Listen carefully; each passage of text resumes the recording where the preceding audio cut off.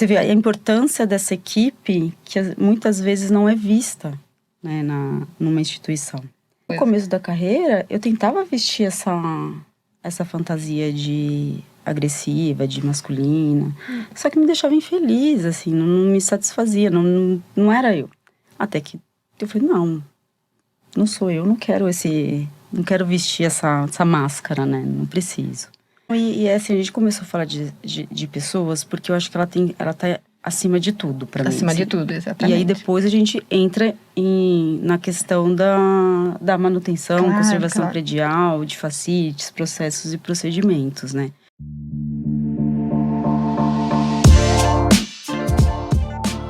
Olá, pessoal. Feliz demais por estar aqui para mais um episódio do podcast O Fator Humano, o Futuro do Workplace, que é um ambiente onde a gente convida experts e líderes do mercado para falar um pouco sobre como está impactando a tecnologia, relações humanas e análise de dados, o ambiente corporativo. Então, o meu nome é Guilherme Del Nero, eu sou um homem branco, ruivo, barba ruiva, óculos, estou de blazer cinza e camiseta preta. E minha expectativa para esse episódio é entender um pouco mais sobre a trajetória da nossa convidada e o ambiente que ela gere atualmente.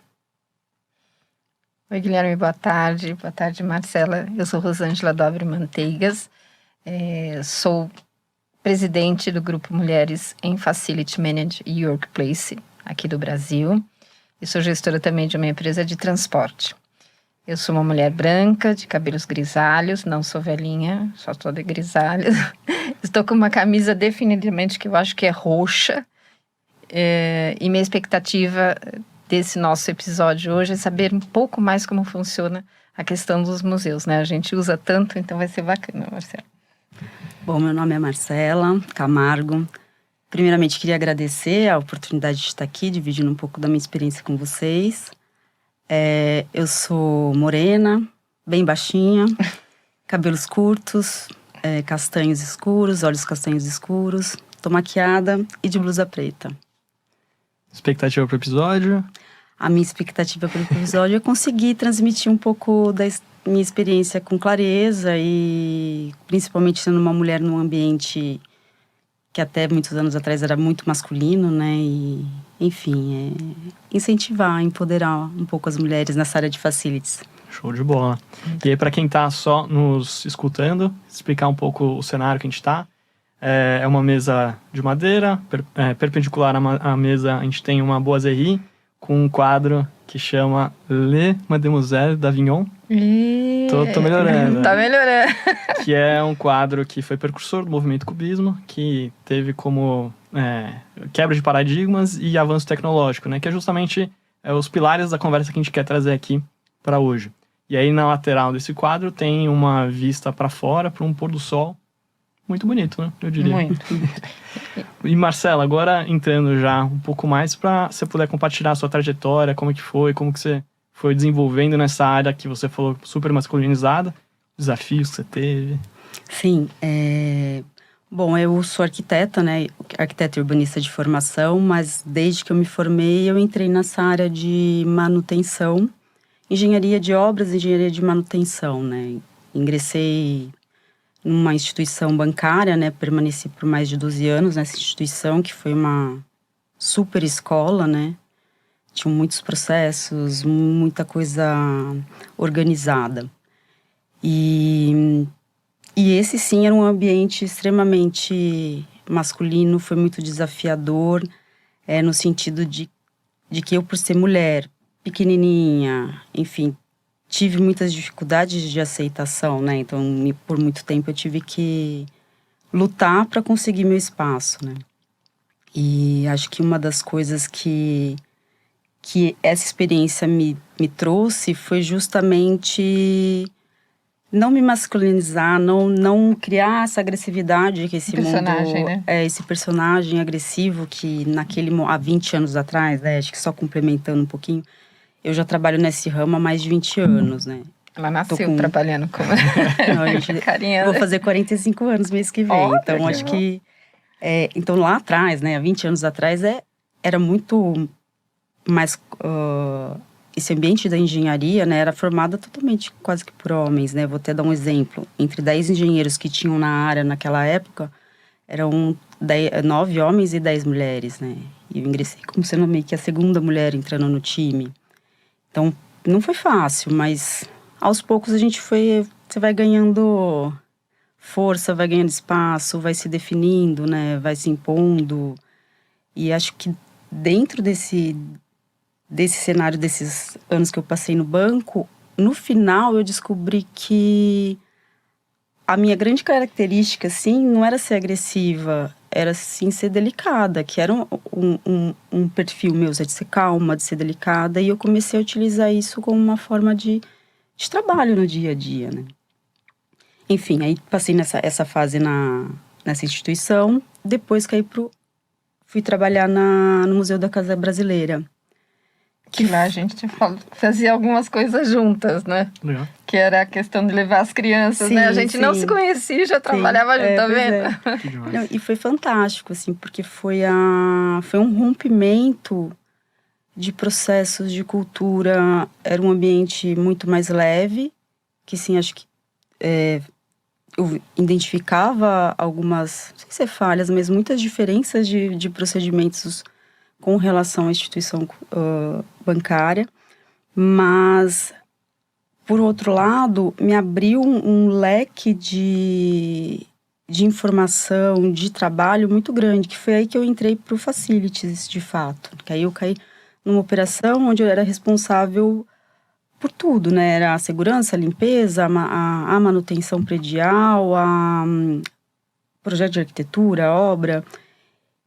E por ser um local pequeno, com poucos recursos financeiros, você acaba tendo que saber um pouco de tudo, né? Eu comecei a me tornar um profissional mais generalista. Você entende de documentação legal, de projeto, de ar-condicionado, de segurança, de limpeza. Você tem que integrar tudo aquilo e fazer funcionar de uma forma Linear, perfeito, muito perfeita, porque é um conjunto ali, né? E nisso acho que o que eu consegui desenvolver nesse período foi justamente implantar procedimentos que me fizessem ficar mais tranquila, porque o mundo da manutenção, do Facilities, é um mundo muito louco, né? Cruel, né? Cruel. Não é louco, é cruel. E eu até escutei, acho que no primeiro podcast de vocês falando que a pessoa de Facilities é uma estrela cadente, né? É. E eu nunca tinha pensado desse lado. E é verdade, né? Você passa no corredor, todo mundo te pede alguma coisa. E isso atrapalha demais, né? A dinâmica da operação. Você não tem um foco, né? Tem vários focos. E você sabe que esse foi o primeiro desafio que eu tive no Museu da Casa Brasileira, que toda a equipe de manutenção era abordada a todo momento para fazer alguma coisa que não era escopo. E foi a primeira ação que eu tive falei assim, vamos então mudar isso. O pessoal não pode ficar parando a todo momento para fazer algo que não estava programado. Foi onde eu comecei a implantar as programações, né? Então, comecei a filtrar, a canalizar os chamados. E eu vi a melhora, sabe? Porque as pessoas começaram a parar de ter o hábito de pedir as coisas para manutenção, né? A urgência que não é urgência, né? A urgência a minha urgência, não a urgência da empresa. Né? E eu acho que dentro dessa situação que os funcionários da operação viviam, eles acabavam ficando desestimulados, porque como eles se viam? Eu sou faz tudo. E esse foi o segundo desafio que eu tive nesse museu, que foi, minha equipe tá triste. Vamos entender o que tá acontecendo?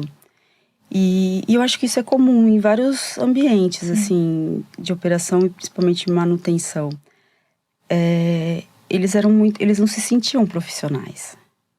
E aí eu tive que fazer todo um trabalho de gestão de pessoas, que era algo novo para mim, foi muito desafiador, mas em compensação foi extremamente gratificante, né? Eu tenho amigos até hoje e enfim, eu tive que entender o que eles precisavam, tive que empoderá-los. E uma equipe masculina, machista, com uma série de problemas. Pista, né? Pista, né? E aí eu chegando lá, pequenininha, boazinha, né? Calminha, né? E aí acho que que foi um grande... Esse lance da delicadeza que eu falei anteriormente, Ela fez toda a diferença. Porque o que aconteceu? Eu trouxe o respeito para eles, eu trouxe a delicadeza, eu trouxe o acolhimento. E aí comecei a falar, olha, vocês são profissionais, Valor, assim como né, eu. Marcela? Exatamente. Você começou a dar valor, né? Exatamente, assim, vocês são profissionais assim como eu. Não tem diferença, que vocês estão para executar o que vocês aprenderam, assim como eu também. Eu não sei fazer elétrica, mas eu tenho as minhas funções aqui dentro. A gente tem que trabalhar em conjunto, a gente é uma equipe, sabe? Nunca, sabe, não me vejo como um chefe, eu me vejo parte integrante de uma equipe. E que todos ali têm a sua função e têm que ser respeitados como tal, né? Então eu comecei a blindá-los de uma certa forma. Então ninguém mais podia chegar perto deles para pedir nada, que se não fosse passar direto por mim, né? E aí eu comecei a falar, quando alguém pedir alguma coisa, fala não. Vocês têm o direito de falar não. Se é eletricista, você não carrega a mesa. Se você é pintor, você não troca a lâmpada. Então vocês vão começar a falar não. E aos pouquinhos eles foram entendendo o valor que eles tinham ali dentro. E eu acho que isso trouxe um prazer em se trabalhar. E eu acho que dentro disso, quando você fala de equipes, tô caindo um pouco para gestão de pessoas, porque é uma área que eu adoro. Tá? Fator humano. Nós estávamos falando, antes de você entrar, exatamente isso. Quando você é valorizado como profissional e quando você é valorizado como pessoa. Sim. Que a sua história se faz aí. Sim. Porque o seu profissional, você já vai passando por um monte de lugar, mas você falou, eu tenho vários amigos. Completa aquilo que a gente vinha conversando. Perfeito. Né? É como você trata, né? Sim. E como você embala aquela pessoa. E quando você... Ele vai fazer o que você quer e vai dar um resultado da forma que ela está falando. E você tem que entender, né? O profissional que está ali com você. Às vezes ele está desempenhando uma função que ele não gosta, ele não tem habilidade. E você tem que falar, bom, eu tenho que tirar o melhor dessa pessoa, né? Em vez de... Eu acho que todo gestor, quando chega numa empresa, eu acho que ele tem que pelo menos ter 1 ano antes de fazer qualquer tipo de demissão. Acho que ele tem que entender, sabe? Tentar... O que você sabe fazer? O que você gosta? Vamos tentar tirar o seu melhor? Aproveita o funcionário que está lá. Às vezes, o funcionário está desestimulado porque faz algo... errado, né? Está no lugar errado. Ou mesmo, eu acho que o gestor hoje, ele é responsável também pela carreira das pessoas integrantes da sua equipe, né? Então, você tem que fazer o plano de carreira dessas pessoas, nem que seja para ajudá-las a sair da empresa. De falar assim, olha, você está no lugar errado. Já deu seu limite aqui, ó, seu ciclo fechou, vamos procurar outra coisa? Então, acho que o gestor tem essa função também, para isso você precisa conhecê-lo, né? Então, acho que no Museu da Casa Brasileira aconteceu muito isso, assim, foi muito legal, assim, foi muito gratificante para mim. Foi uma evolução pessoal, sabe, de entender, de acolher, e eu acho que tem uma outra questão também, né?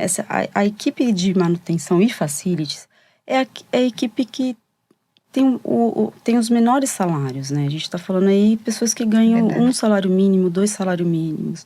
Então, que provavelmente, fora dali do ambiente de trabalho, talvez não tenha uma vida tão confortável, não tenha uma vida tão boa, e que devam passar por muitas dificuldades, né? Então, acho que quando a gente tem um trabalhador, tem uma pessoa dessa equipe, você tem que cuidar, você tem que fazer o ambiente de trabalho o melhor possível, ele tem que se sentir bem lá dentro, porque talvez na sua casa ele não tenha aquilo, e ele vai passar 9 horas, 8 horas por dia lá dentro. Trabalhando em casa. Entendeu? É resultado de sair bem para cuidar da família bem. Porque se sai estressado, não tem essa segurança, ele vai tratar a família mal também. Muito legal. Exatamente. E aí, Marcelo, só para eu entender uma coisa dentro do que você está falando, né? Hoje eu vejo muitos profissionais de facilities que tecnicamente são excelentes, mas não tem esse lado de gestor de pessoas, né? Dos humanos. A Rô aqui fez pós e tal. Eu queria entender como que você conseguiu se desenvolver nesse ambiente, porque eu imagino que seja a dificuldade de vários gestores também. Eu acho que tem a palavrinha mágica para isso, empatia. Amor, né?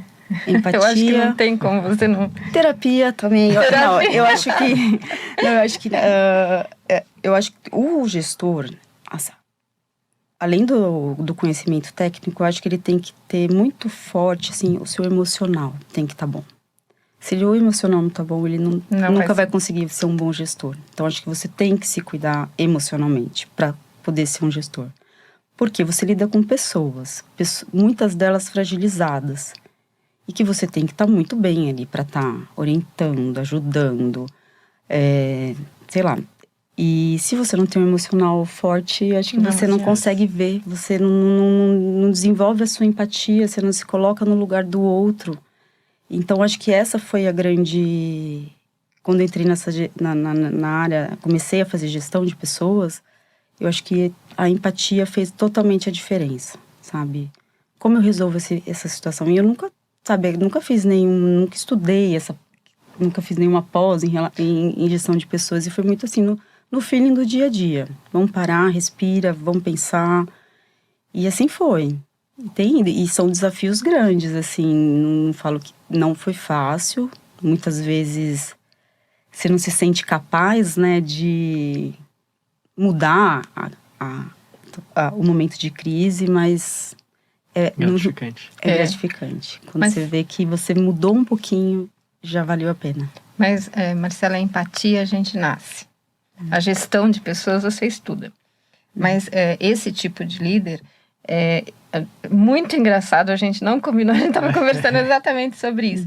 A mudança que existe. Sim. Você olhar uma pessoa como uma pessoa ou como só profissional.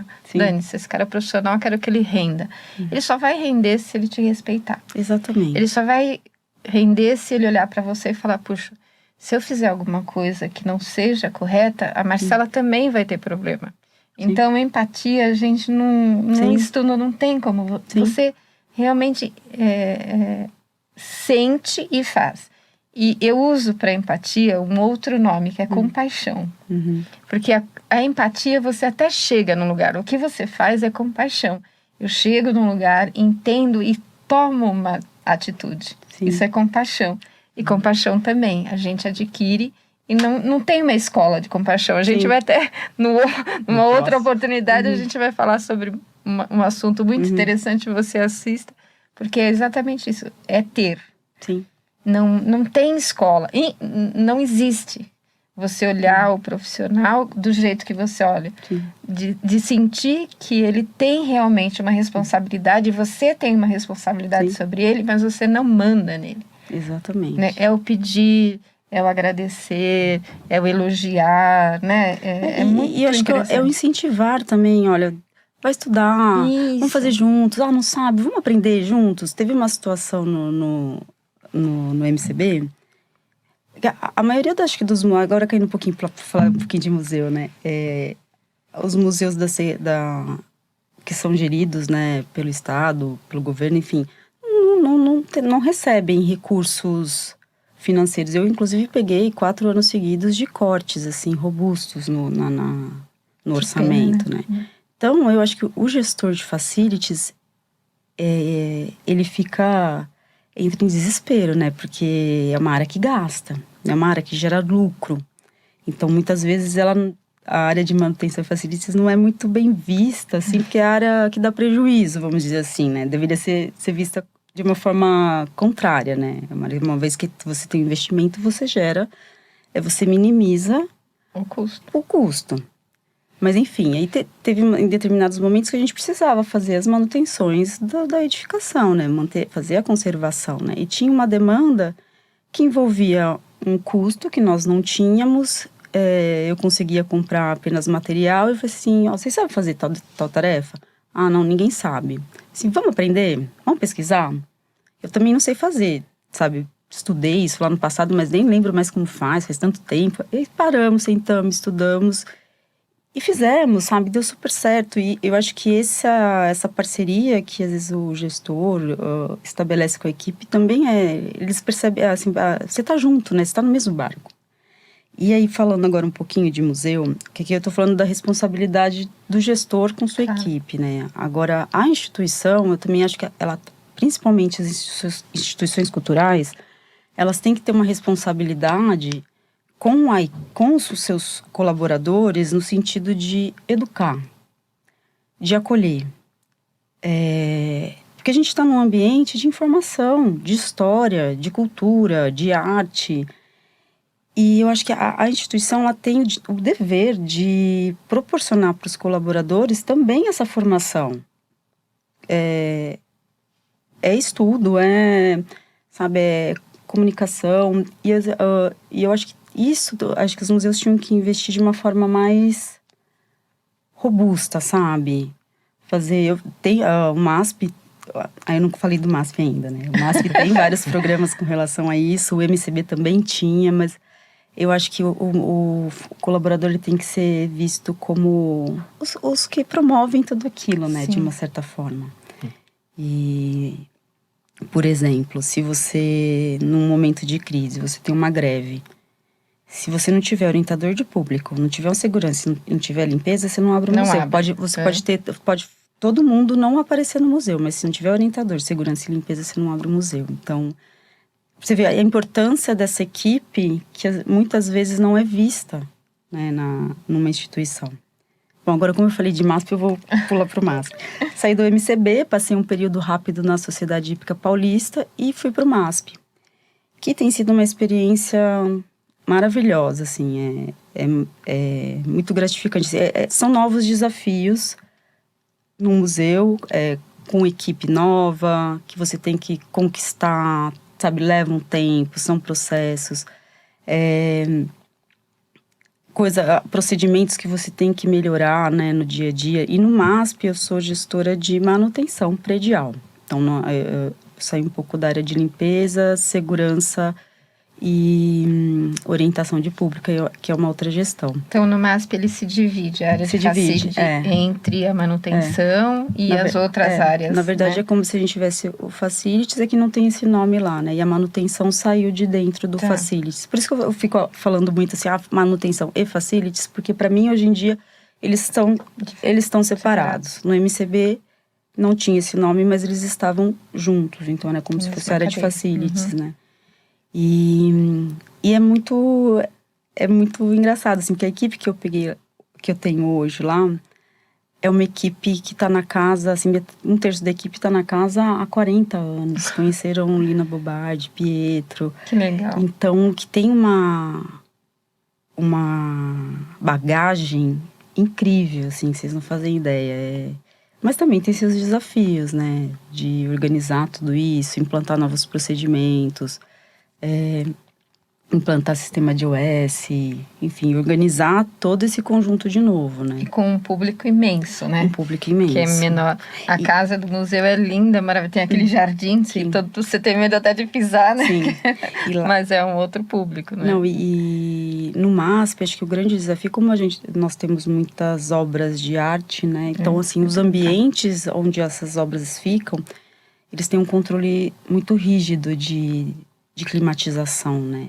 E aí, acho que Aí é a sua parte. Aí é a minha parte. Aí a questão do sistema de climatização, ele tem que estar funcionando 24 horas por dia, sem parar.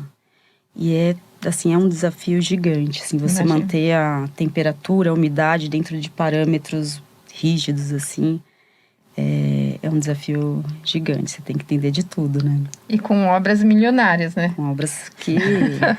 Algumas só. Algumas bastante.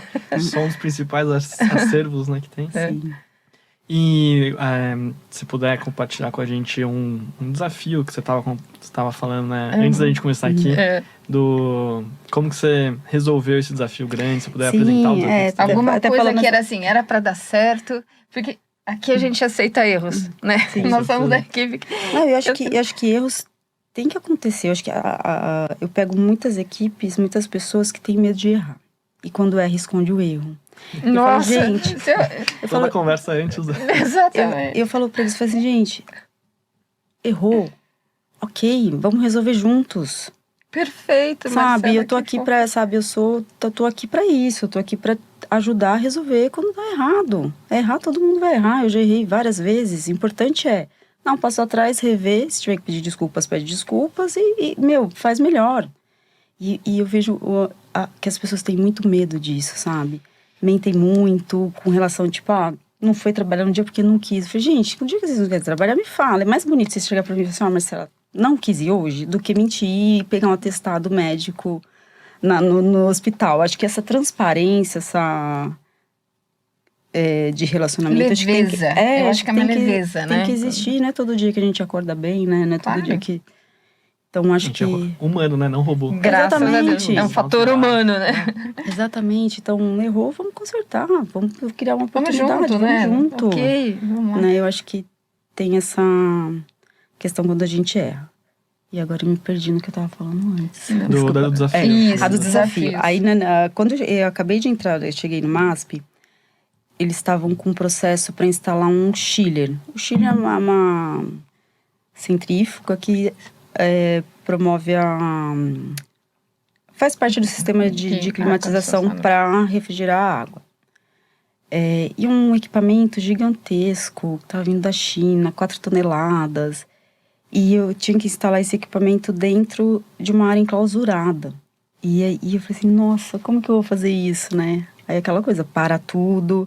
Aí você começa a ver o desafio, nossa, o equipamento não passa na porta, o peso dele a laje não aguenta, ele não faz manobra no corredor para entrar. E foi um desafio imenso, assim, porque você fala, nossa, no MASP, um equipamento gigante, acabei de chegar, não conheço direito a infra.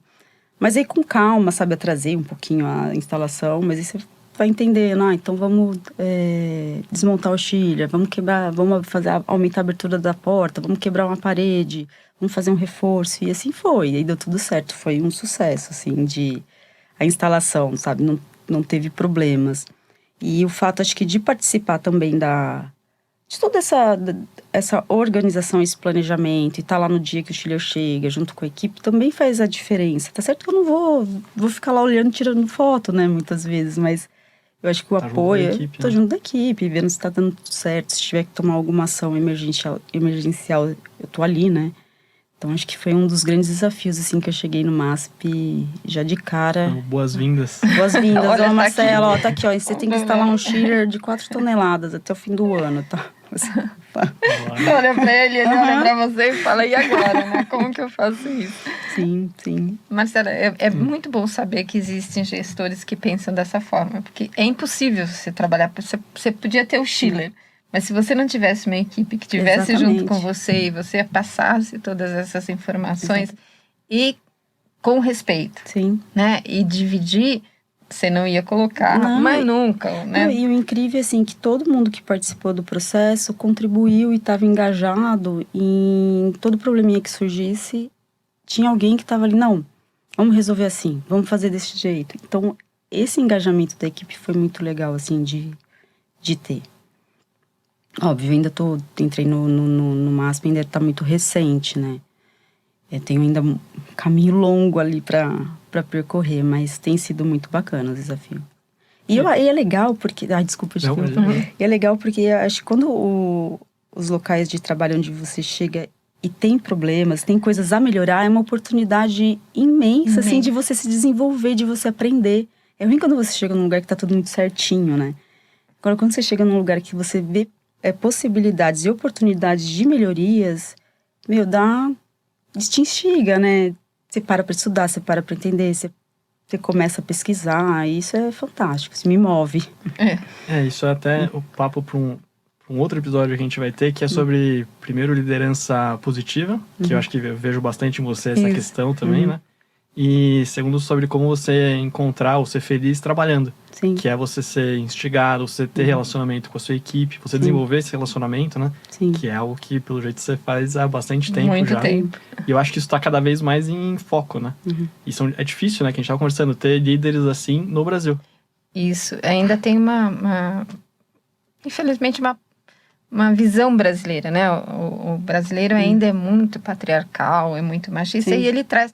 O machismo em si não é só em questão da gente visiona a mulher, né? Mas existe mulheres machistas que agem como... Que nem você falou, você não perdeu a sua feminilidade para ser um líder que, né, grita e por aquela coisa. E no começo da carreira, eu tentava vestir essa fantasia de agressiva, de masculina. Só que me deixava infeliz, assim, não me satisfazia, não era eu. Até que eu falei, não sou eu, não quero vestir essa máscara, né? Não preciso. E foi isso, acho que é importante, sabe, mudar essa forma de lidar com as pessoas, né? Importantíssimo. Não há mais espaço. A gente já vem falando isso há vários episódios. Assim, não há mais espaço para que você não entenda que existe um líder, porque existe liderados. E se esse liderado fala assim, eu não quero esse líder, você pode ter certeza que ele vai cair, não tem jeito. E o grande, eu penso muito igual você, muito, graças a Deus, há anos, né? Você não tinha nascido, eu já estava... Quando ele perguntou para mim, quantos anos você trabalha? Eu falei, ixi, é a tua idade. Então, eu sempre pensei dessa forma. Não tem como você... e isso, numa ideia, você falou há 20 anos, eu falo há 40 anos atrás, era um absurdo você falar assim, olha... Não, era uma competitividade, era incentivado você a maltratar o outro. Sim. Era bonito, Era bonito, mesmo. era assim... Quem tivesse a voz mais potente, era o cara que ia sair na tua frente, não tem jeito.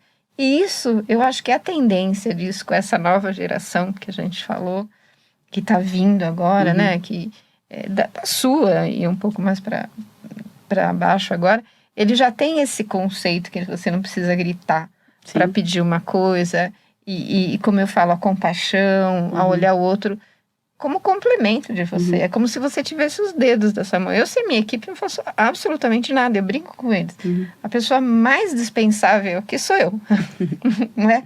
Porque vocês gestionam, né? A gente brincou, mas eu fiquei doente muito tempo. E eles gestionaram sozinhos, sem outro líder. A equipe andou. Então, por quê? Respeito. Exatamente. As pessoas confundem muito o medo com o respeito. O medo faz exatamente isso que a gente falou. Ele vai mentir, ele vai esconder. E o medo é a oportunidade de acertar. Sim. Quem não erra é porque só faz o café com leite. Não tem jeito. Faz parte da história humana. Sim. Quantos erros, quantas coisas aconteceram para que acontecesse a luz, para que acontecesse o telefone, para que acontecesse o ônibus. Então, quer dizer, se não tivesse alguém para estar lá fazendo 1000 vezes para tentar ver se acendia o negocinho que não era a vela, não teria hoje. E hoje ainda é visto muito, o erro, né? E muitos se prevalecem disso. Eu tinha um diretor que eu amei, tudo que eu acho que eu aprendi com ele. Ele falava assim, quanto mais erro, menos liderança. Então, sim, o erro, o líder que pega muito erro, porque ele não está delegando, concorda? Ele não está ensinando. E às vezes você leva o erro como, fulano tá errando, eu peguei, né? Aquela coisa do, né? O bombeiro, né? Olha, né? E isso não prevalece um líder. Não, e eu acho que tem uma outra coisa embutida nisso, que é... O líder faz parte da equipe. Isso, se o colaborador erra, ele erra também. Ele também erra. E eu tento, assim, como eu tento sempre blindar um pouco as minhas equipes. Então, se acontecer um erro, quem vai responder lá em cima, lá para a diretoria, sou eu. Também. E eu jamais vou falar assim, olha, deu errado porque fulano de tal fez errado. Eu falei assim, olha, deu errado porque eu errei. Em algum momento eu errei. Então, sabe, acho que... Escapou, eu não... Né, sim, eu também tento fazer dessa forma. Porque eu que tô ali sabe, eu que tenho que intermediar tudo entre operação e administração. Então, eu acho que é injusto, sabe, eu falar, não, o fulano errou, então... Não é assim, né? Mas tem muitos que fazem. Infelizmente, ainda o Brasil é uma grande escola de líderes dessa forma. Sim, sim. Infelizmente. Existem muitas pessoas boas que se modificam, que estão pensando diferente, mas ainda existe muita gente que se prevalece do erro do outro. Sim. É que eu enxergo pelo menos que muitos líderes, eles foram colocados lá. Então eram ótimos tecnicistas e aí colocaram lá. Então a pessoa não tem um lado de gestor das pessoas, não tem muita noção. E aí é colocado lá como tecnicista e aí ele fica apontando o erro.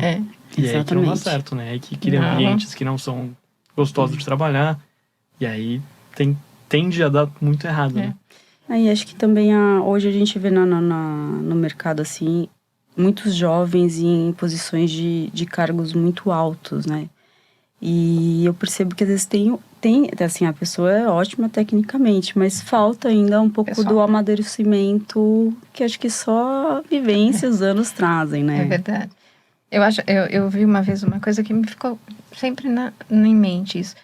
Você aprende a parte técnica, mas se você não tiver a parte pessoal, você não anda. Se você não tiver um bom relacionamento, se você não tiver interpessoalidade, você não anda. Porque é técnico, não desmerece. Existem coisas que Eu posso estudar e fazer, mas uma pessoa que lida com pessoa e tem a habilidade de lidar, isso é vocação. E aí você tem que aprender e fazer que as pessoas entendam que isso é por onde começa tudo. A gente não nasce sozinho, a gente não faz nada sozinho. Você é uma equipe dentro da tua casa, a tua família é uma equipe. Sim. Né? Então não vem falar que o pai, a mãe é o líder. Não, se não tiver os filhos, não tem pai e mãe. Se não tiver, né, a equipe, não tem o líder, como a gente falou. E essa visão de você ter esse líder mais pé no chão, eu acho que é pé no chão mesmo, porque se você olhar e ver que somos todos iguais, né? Sim. E o que me traz a diferença, às vezes, é falar um pouco mais, tem, né, empatia ou compaixão, isso vai fazer a diferença. Sim. Porque é diferente, Guilherme. A gente falou isso, na hora eu falei, é bom ser lembrado como uma pessoa. Sim. O profissional, e você vai saber, e é verdade, se você sai de uma empresa e você não deixou algo que faça que essa pessoa, como a Marcela fez no museu, enfim, e vai fazer no MASP, deixou saudade, em 3 dias as pessoas esquecem de você. E essa semana passada eu fiz não foi essa semana, eu fiz uma reunião com a minha equipe administrativa. São 5 pessoas. E a gente começou a falar de organização de arquivos e tudo mais, né? Que eu incentivo, eles são muito jovens, né? Então tem 20, outro tem 17, e outro tem 30. Eu falei, gente, aqui é só o comecinho pra vocês. Daqui a pouquinho, ó, vocês vão ter que fazer a roda girar e buscar mais coisas, né? Vocês não vão entrar no MASP e se aposentar no MASP, com certeza, porque já não é mais a forma de trabalho hoje em dia, né? E aí eles me perguntaram, mas Marcela, como que a gente organiza tudo isso? Eu falei assim, olha, para ontem vocês têm que começar, porque de uma certa forma o legado que vocês vão deixar aqui é ter uma boa organização, uma boa forma de mostrar o que vocês fizeram, que é muita coisa, né? Então, assim, acho que todos os arquivos, os processos, os procedimentos que foram criados por vocês, o que vocês participaram, eles têm que estar muito legível para o próximo que chegar. Eu já tive casos de funcionário que deletou pasta quando foi demitido, né? E eu falei assim, gente, vocês têm que ter uma preocupação muito grande da forma como o que vocês deixaram aqui, né? Tá além da forma pessoal como lidam no trabalho, eu acho que também tem a questão técnica, né? Acho que tem que saber deixar isso de uma forma responsável, de uma forma técnica e que, quem entra no lugar toca a operação, sabe? Você não chega num lugar sem histórico, né? Aí, Marcelo, voltando lá sobre o caso que você falou que deletou, a gente volta no que você fala, como é que esse líder lidou com essa pessoa para ela fazer essa ação, né? Então, quer dizer, eu imagino que jamais alguém da sua equipe faria isso, né? Pelo respeito que ela tem, e o MASP, com certeza, também vai ser beneficiado. Mas para essa pessoa chegar a esse limite, você imagina o que ele deve ter passado para chegar nessa situação. Exatamente. Então, sempre tem um lado... as histórias sempre existem, né? São 2 lados. É um erro, passivo do justiça. Não tenha dúvida, concordo totalmente com a lei. Mas vamos dar um passo atrás para ver o que aconteceu ali para que essa pessoa fizesse. Vamos pesquisar para saber o que aconteceu. Não falar, nossa, ela matou, fez, não sei o quê. Sim. Houve uma ação e uma reação. Tem que encontrar a raiz do problema, né? Tem, porque senão outro vai fazer. Se ele já ouviu... E o outro fala, pô, deu certo, né? Então, quer dizer, vamos atrás e vamos ver. E normalmente, quando você dá esse passo atrás, às vezes você acha um líder que não está sendo líder. Exatamente. E acaba nem sendo dono, né?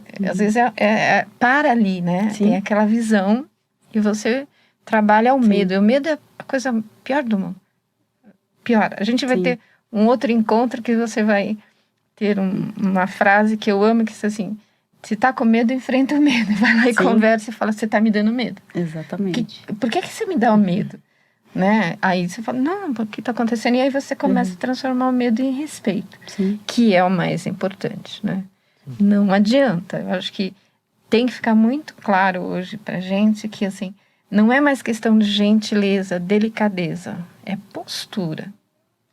Não é? Sim. Não dá mais, assim, grita, fala e põe medo. Nossa, não tem. Você tem milhões de doenças hoje, os burnouts, não sei o quê, que são doenças profissionais. Sim. E que você vai para sua casa e replica. O pior é isso. Sim. Né? Porque a capacidade de sair de um ambiente no outro, que nem... na minha época era assim, entrou para dentro do escritório, acabou que os seus problemas. Você saiu daqui, é a sua casa. Pô, a sua casa tá pegando fogo. Como você vai sair de lá? Exatamente. Né? Então, eu sempre, na época, tinha uma questão de conversar. Até hoje eu vejo que uma pessoa ela pode estar irritada, ela pode estar o quê? Eu tento chegar. E aí? Tem alguma coisa? Não, toma café. Porque você começa a fazer que essa pessoa entenda que ela pode mudar aquele comportamento. E você vai no fundo, a pessoa está passando alguma coisa. Sim, exatamente isso. Né? Então, não são... Olha, muito legal, achei muito. A infraestrutura que você tem... A gente desvirtuou a estrutura. Mas não desvirtuou. Porque eu acho que a infraestrutura, ela é feita para o ser humano. Aquele prédio maravilhoso que eu acho que mexer na estrutura. Meu filho é arquiteto, meu marido também. E eles passam ali e falam que, nossa, se vão aqui, esse pilar e não sei o quê. Eu imagino que deve ser um desafio É um desafio total. Gigante. E os moradores que você tem em volta, aquele lugar vira sempre manifestação, não é? Não, e assim, a gente começou a falar de pessoas porque eu acho que ela tá acima de tudo para mim. Acima de tudo, exatamente. E aí depois a gente entra na questão da manutenção, conservação predial, de facilities, processos e procedimentos, né? Mas o desafio de cuidar do MASP é gigante, né? E eu ouvi outro dia eu não lembro o nome da pessoa, que estava num podcast, e ele falou uma coisa que para mim fez todo sentido, assim, que a manutenção, né, e o facilities, você fazer a conservação de um prédio dentro de um museu, você não está simplesmente conservando a estrutura dele. Você está contribuindo para a conservação do acervo, da memória, da história, de tudo. Então, assim... e aí eu fiquei super orgulhosa, que eu falei assim... Acho que, sabe... Eu fiquei muito feliz porque eu falei assim, gente, realmente, assim, eu já tenho duas experiências onde, de fato, eu ajudei a preservar um patrimônio... cultura de memória, sabe? Um patrimônio histórico. E isso dá um orgulho, assim, muito grande, né? De fazer parte disso. Que não é simplesmente fazer pintar uma parede, né? Eu acho que tem muitos processos atrás disso, né? É um prédio tombado, então como que eu pinto, como que eu cuido, até onde eu posso ir, cuidar da climatização.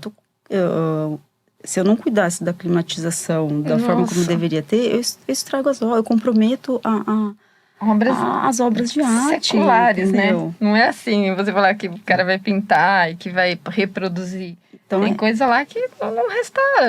A gente até consegue hoje, né? Tem técnicas, mas são coisas que... Nossa, muito importante. E você tinha comentado do fato que aconteceu isso, eu ia perguntar Brasília, exatamente, né? Isso. Como repercutiu para vocês? Para mim, assim, aí é muito pessoal. Assim, quando teve as manifestações na Paulista após o ato de Brasília, eu fiquei desesperada. Que eu falei assim, gente, se tiver algum conflito aqui na frente, alguém quiser entrar aqui dentro, como que a gente faz? Né? Aí, óbvio, né? A gente tem toda os procedimentos de risco para tomar. Só que nesse dia eu falei assim, gente, eu vou ficar de plantão aqui dentro. Eu não vou sair daqui. Se alguém quiser entrar, pelo menos eu estou aqui, sei lá, mesmo que eu não consiga fazer nada, mas eu já estou aqui para tomar uma ação imediata, assim, no que eu tiver que tomar com relação à infraestrutura. Aí eu fiquei lá até a manifestação sair de lá. Muito obrigada. Mas assim, óbvio, né? Não ia impedir ninguém de entrar se alguém quisesse entrar. Só que, eu já tava lá. E quando rolou os atos em Brasília, eu falei assim, nossa, coitado do cara de facilities, que, cara, ele... Não sei nem por onde ele começaria, assim. E aí falando assim, do profissional de facilities, a infraestrutura, né? Tinha móveis, tinha obra de artes caríssimas. Nossa! E teve uma reportagem com uma funcionária da limpeza, que assim, de chorar, assim. A mulher falou assim, eu trabalho aqui há 20 anos, sei lá quantos anos, cuido disso aqui, essa depredação toda, essa selvageria toda, ninguém pensou em mim em nenhum momento, né? Que eu tô aqui, eu trabalho disso, eu ganho meu ganha-pão, né? Exatamente. E foi muito triste, assim, né? Mas eu fiquei desesperada, confesso. Não, ainda bem que você ficou lá. Mas você sabe que as primeiras ideias eram isso mesmo. O que tem a ver, né?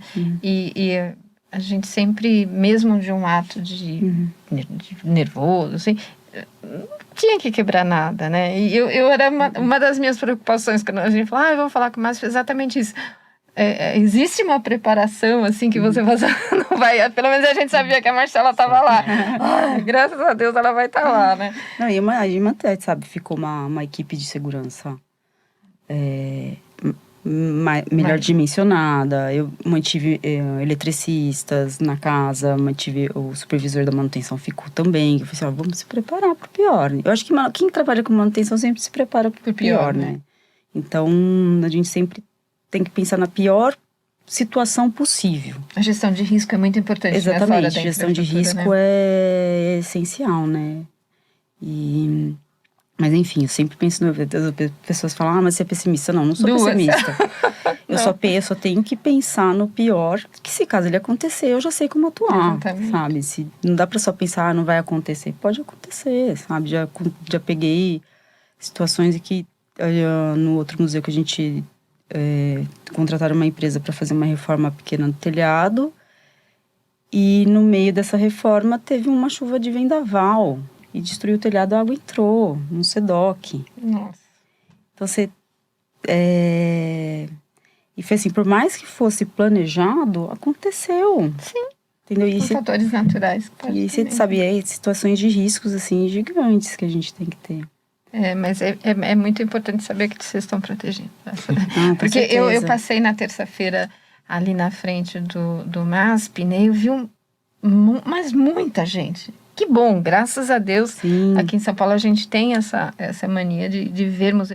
Mas a primeira coisa que meu marido falou, imagina se tivesse alguma coisa. Eu falei, não vamos falar nada, porque eles são apaixonados. Meus filhos, assim, e o do meu marido, eu aprendi a fazer isso com eles. E a gente acaba indo bastante. E o respeito que eles têm pelas obras, né? Então, é uma preocupação muito grande. Eles dizem assim, tudo acontece na Paulista, né? E o MASP tá lá. Então, mas é bom saber. Agora eu vou falar para ele que tem a Marcela, né? Não, tem só eu, não. Tem uma equipe muito boa lá que cuida. Até queria mencionar um nome aqui, posso? Pode, claro. A gestora de facilities de segurança, limpeza e eventos, a Karina. E ela é fantástica, assim. Um abraço pra Karina. Mulher guerreira, que acho que tá no time aí das mulheres de facilities e que manda muito bem nessa questão da segurança do museu. Que bom. Pelo menos a gente já fica... Karina, um abraço pra Karina. Um abraço, Karina. Vem aqui conversar com a gente, né? É verdade. Sim. Sem dúvida. E como que você enxerga a utilização da tecnologia dentro dos museus? Olha, eu acho que ainda a gente engatinha um pouco. Acho que acho que a maioria dos museus tenta, mas acho que acho que impacta muito em recursos financeiros. Eu acho que principalmente os museus ligados à secretaria, acho que deve sofrer muito com a questão de recursos. Então, essa parte de tecnologia, eu acho que ela ainda engatinha bem devagar, assim, e eu vejo muitas dúvidas, assim, dos gestores de museus com relação à implantação de sistemas de controle de manutenção, que é algo um pouco oneroso, dependendo do sistema, né, e que muitas vezes o pessoal não consegue desenvolver uma manutenção programada, organizada, porque não tem recursos para ter um sistema, né. No outro museu eu ainda conseguia fazer isso de uma forma bem tosca, vamos dizer assim, Excelzão, né, e mas rola. Mas eu sinto falta, assim, eu vejo, pouco que eu vejo, assim, acho que tem muitos museus por aí que não tem muitas tecnologias atuais. Os estatais mesmo. Acho que os particulares, eles acabam tendo um pouco mais recursos. Então, a gente tem que pedir para os mantenedores, né? E os benfeitores ajudarem também. E você sabe que tem uma coisa que acho que faz toda a diferença, assim. Equipes que trabalham com o sistema de ordem de chamado, enfim, que precisam apresentar um checklist. Muitas equipes não entendem a importância do preenchimento desses formulários, assim. É chato, mas É necessário, né? mas é necessário. Extremamente. Uma vez eu peguei uma equipe que preenchia tudo ok, sabe? Um calhamaço de ok.